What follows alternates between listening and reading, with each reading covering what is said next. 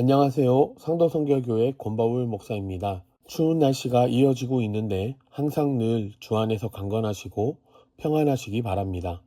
오늘은 요한복음에 대하여 함께 공부해 보겠습니다.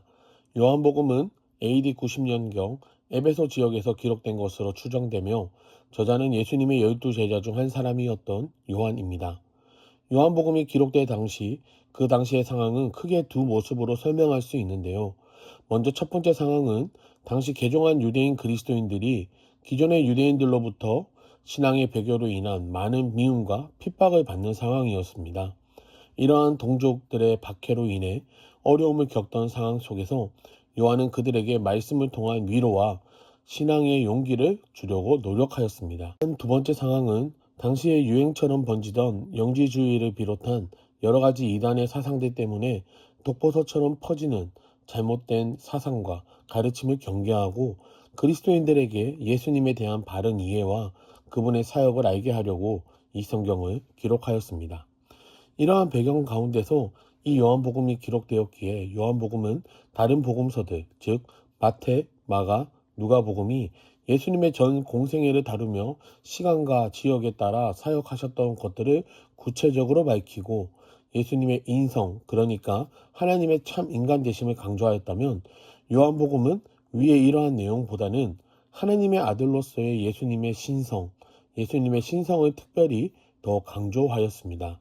이렇게 예수님의 신적 능력 중심으로 그 사역들을 기술하니까요, 자연스럽게 하나님의 아들로서 예수님의 권위를 높이게 되었습니다. 또한 다른 복음서들이 예수님의 갈릴리와 유대 지역을 중심으로 한 사역들에 있어 많은 부분이 서로 중복되었다면 이 요한복음은 몇 가지의 사건, 즉 일부분의 내용을 제외하고는 다른 복음서에서 다루지 않은 부분들을 기술하고 있습니다. 요한복음은 구조상 크게 세 부분으로 나눌 수 있습니다. 첫 번째로 예수님의 갈릴리와 유대 사역에 대한 내용입니다. 1부터 11장까지 그 내용이 기록되어 있습니다. 요한복음 1장 1절을 보시면 태초에 말씀이 계시니라. 이 말씀이 하나님과 함께 계셨으니 이 말씀은 곧 하나님이시니라. 우리에게 말씀하고 있습니다.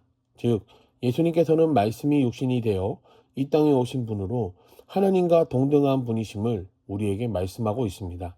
예수님께서는 갈릴리와 유대 지역을 다니시면서 치유와 권능의 사역을 행하셨습니다.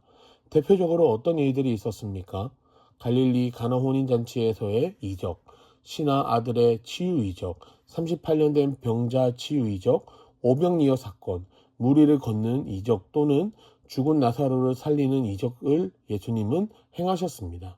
또한 니고데모와의 대화를 통해 영생이 무엇인지, 어떻게 영생을 받을 수 있는지 가르치셨고 사마리아 여인과의 대화를 통해서 참된 예배란 무엇인지 우리에게 알려주셨습니다. 두 번째로는 예수님의 최후 예루살렘 사역에 대한 내용입니다.